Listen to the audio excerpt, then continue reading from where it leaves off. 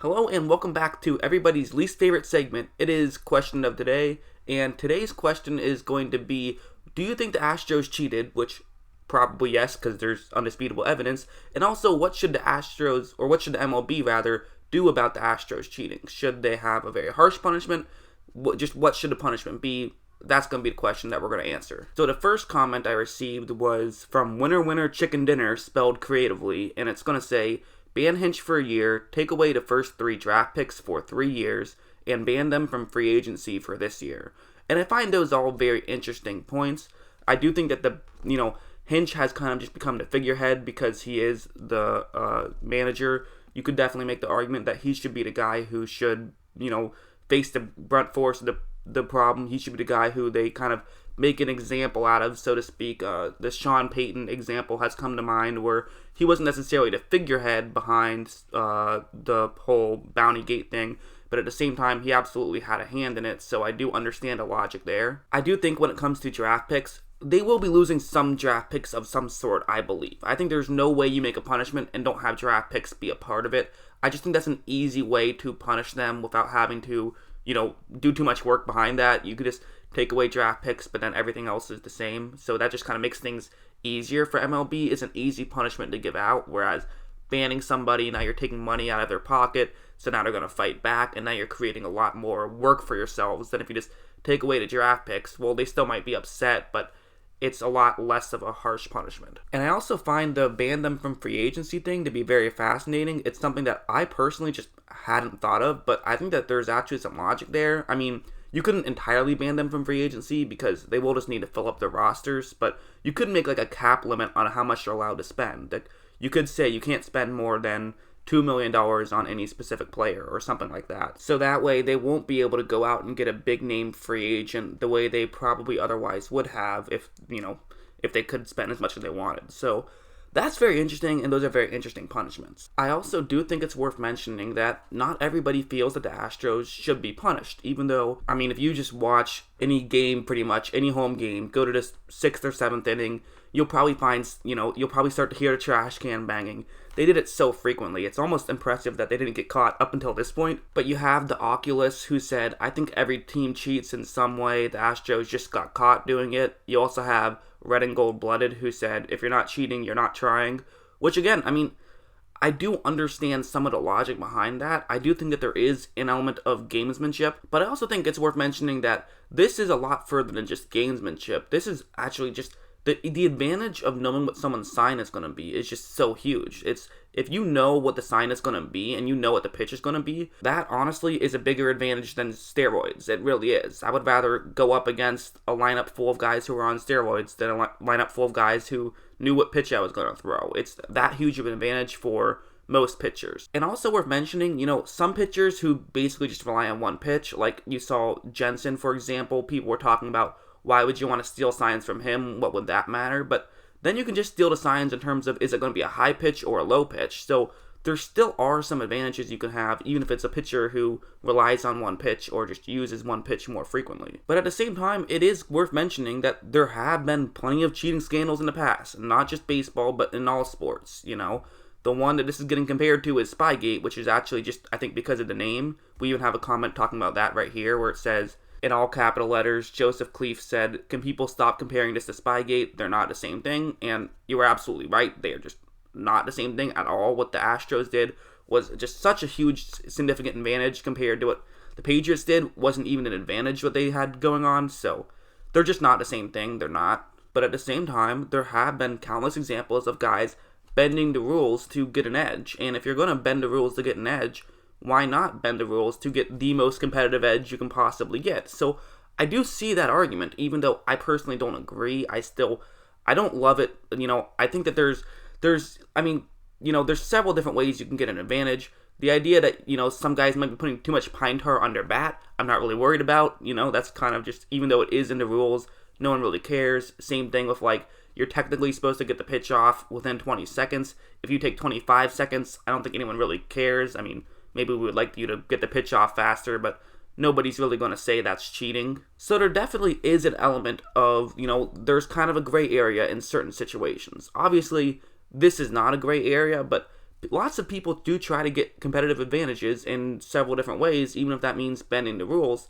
The Astros did it, and I mean, they did do it very well. You can't put that against them. They did a great job of finding out ways to have advantages, and it does make you think how many teams were doing this, and were the Astros the best at doing this, or were they the worst at doing this? It's an interesting conversation to have, at least. While I do understand those arguments, you also, on the other hand, have guys like Russell Menfrey, who said, no punishment, it's a part of baseball. We used to keep our eyes out for other teams' signs, and everyone knows it's a part of baseball. And then he blames millennials for a little bit. But I mean, there is a part of it that is part of baseball, but there's two separate parts of that. There is nothing wrong with stealing signs, in my opinion. While there still are some people that don't like it, I think that falls under gamesmanship, and there's nothing in the rules against it, so I personally have no problem with it in terms of just stealing signs. In fact, I even remember an instance when I played baseball where I figured out what the other team's third base coach's signs were. I figured out what his indicator was,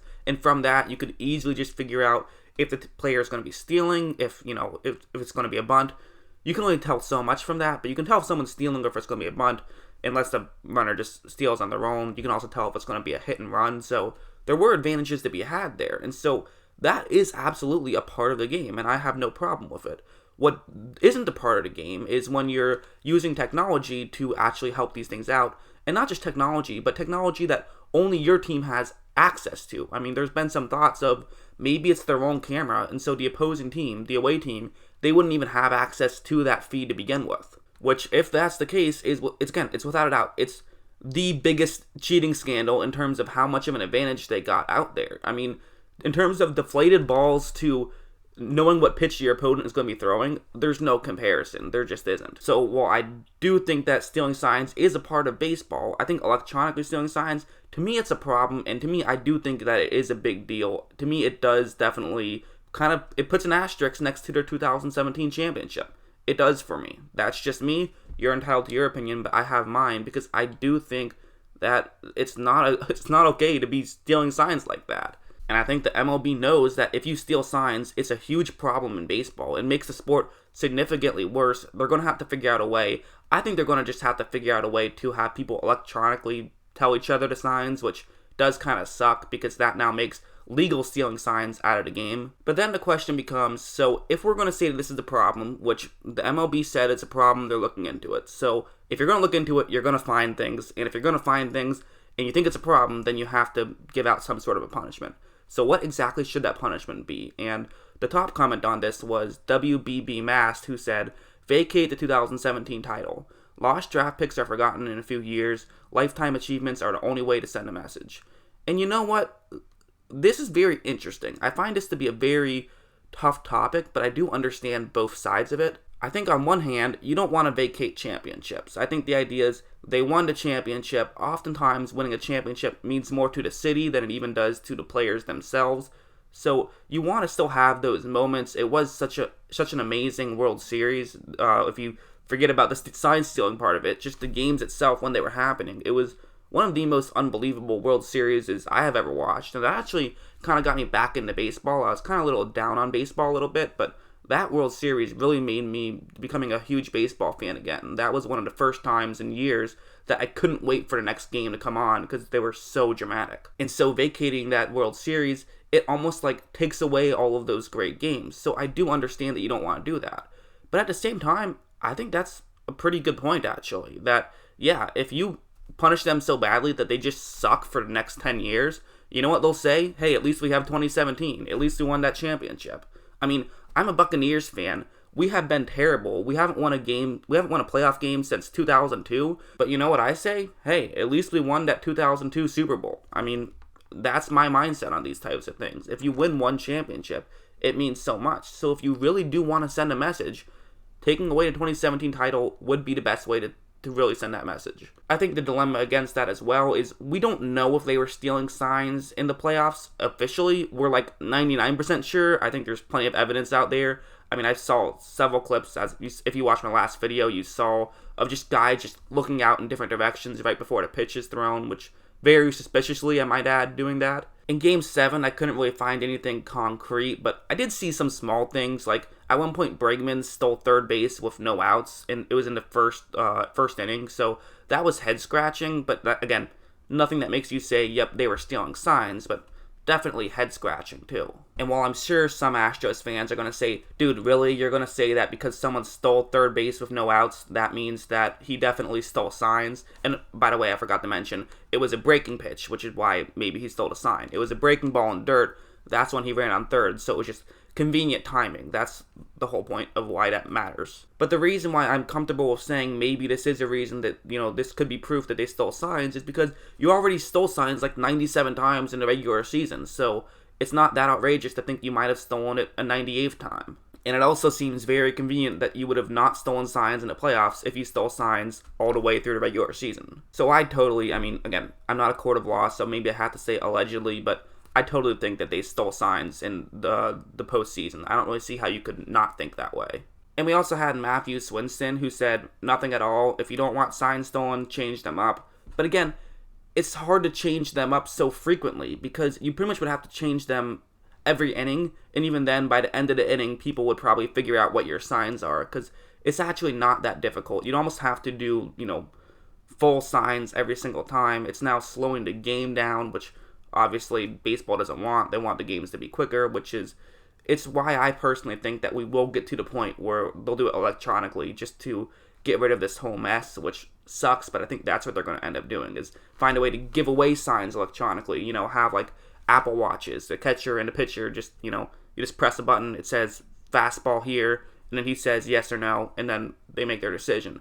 I think that'll probably end up being what they do here. And not to mention, if you change signs up too frequently, then it's going to create some confusion. There's going to be times where there's cross-ups, and cross-ups are dangerous. They can result in catchers getting hurt, and you don't want that. So, again, I disagree. I think you can't blame the guys who just didn't expect that somebody else had a camera who was facing the signs and was, cheating illegally in a way that they didn't even think was possible almost. So, I don't think you can blame the pitching staff that, was against the Astros. I just don't think that's fair. I think you blame the Astros, the guys who were knowingly cheating. And if you want, blame baseball for being a little bit slow in figuring out that some team might do this also. I don't think they're totally blameless. They're supposed to be ahead of these guys, not behind them. Like, you take the NFL, for example. Every single head coach has their play sheet above their mouth when they're talking because they know that other teams have cameras at their face and they will try to read their lips if they could.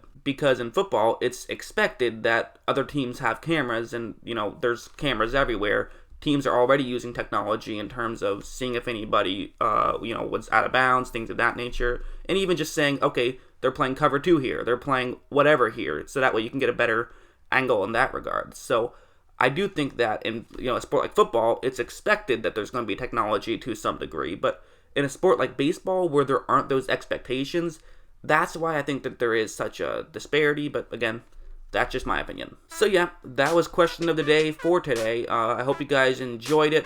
I'm going to try to do one of these every week. That's going to be my goal, is try to post one every Saturday. We'll see how well it works out. I won't be doing one next week, but again, they're just fun, easy to make. Hopefully you guys enjoy watching them to some degree, and it's just a way that you guys can actually, have a voice on this channel. So it's not just me talking at you, but it's us having a conversation, and now we're actually talking about sports, and, these are kind of more of the fun topics to talk about, whereas in my breakdowns, I kind of just talk about, I still have fun of them, but I realize that they're more of like, I guess, serious topics. There's less fun involved in it necessarily. Not to say that a cheating scandal is fun, but it kind of is, though, honestly. Let's be honest. So yeah, hope you guys enjoyed this video, and as always, thanks for watching.